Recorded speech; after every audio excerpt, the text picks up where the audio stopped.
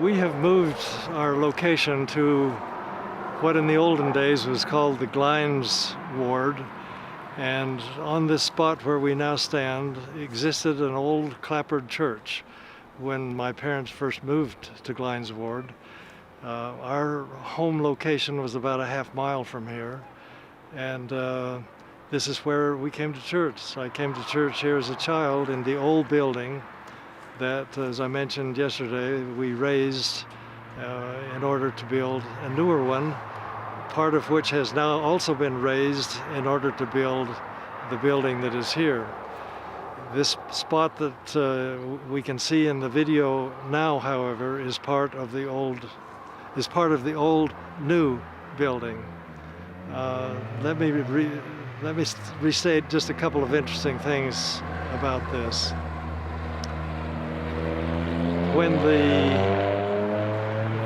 When the men of the ward, principally championed by my father, decided to build a new church, there was quite a lot of resistance, particularly from older people.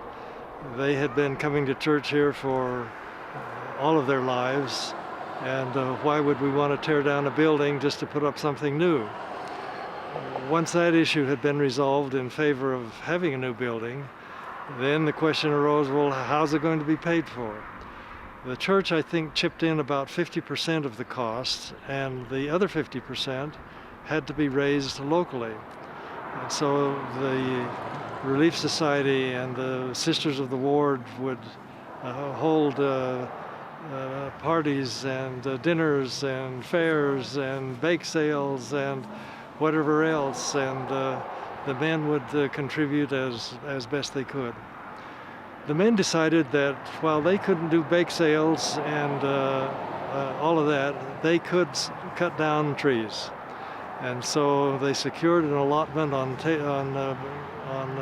near Trout Creek in the Uinta Mountains, about 40 miles from here, for 100,000 board feet of timber, or logs to make 100,000 board feet of timber.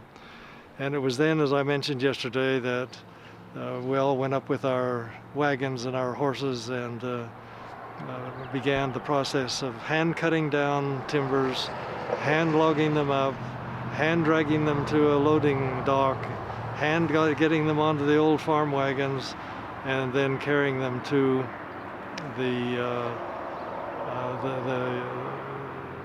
a portable sawmill that was 2 or 3 miles away.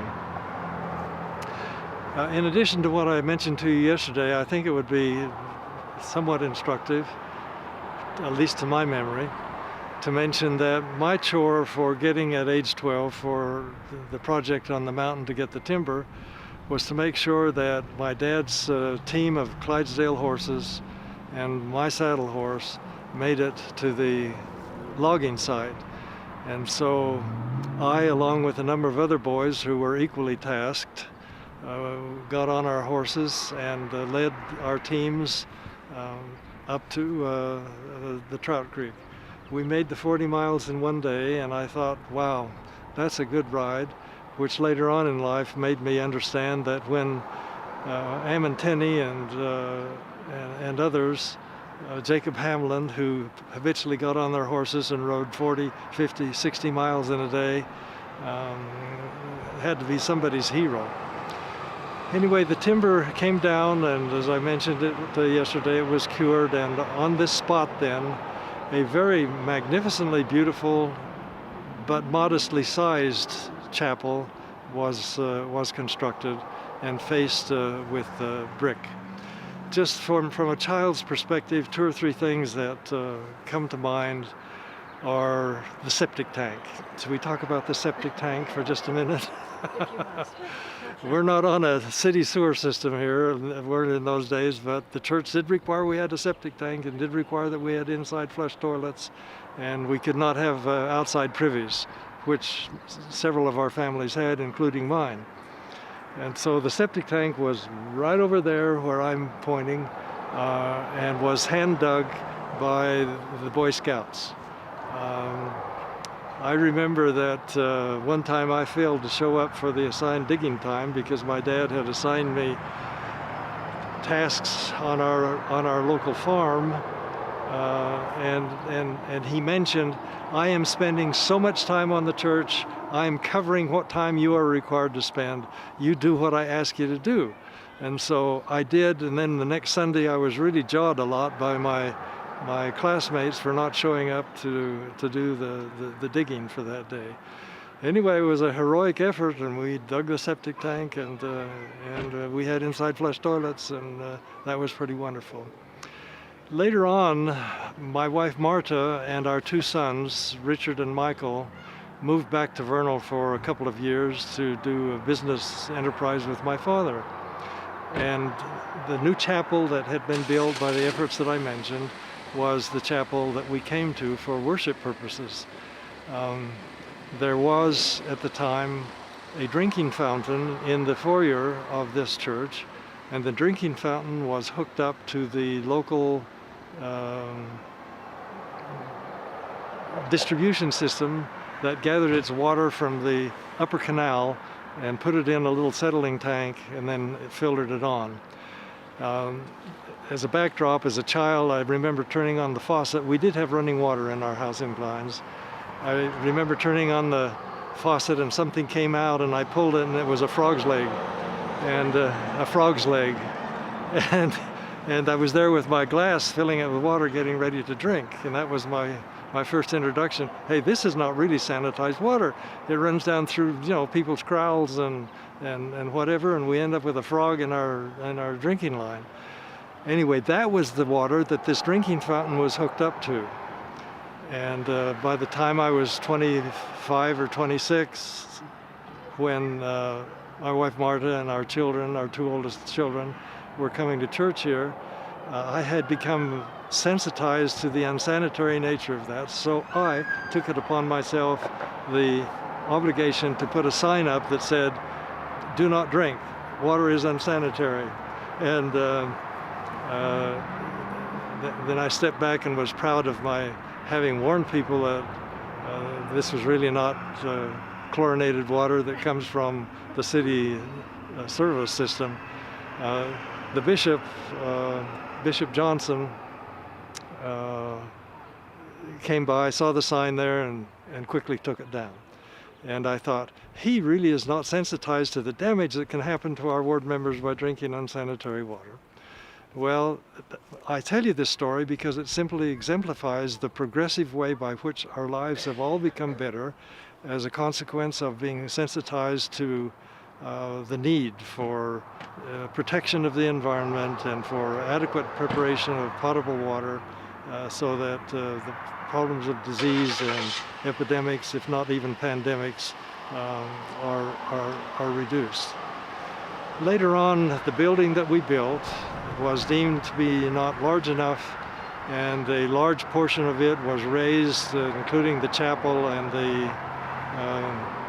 recreation hall, and has now been replaced by a more adequate and more properly sized building.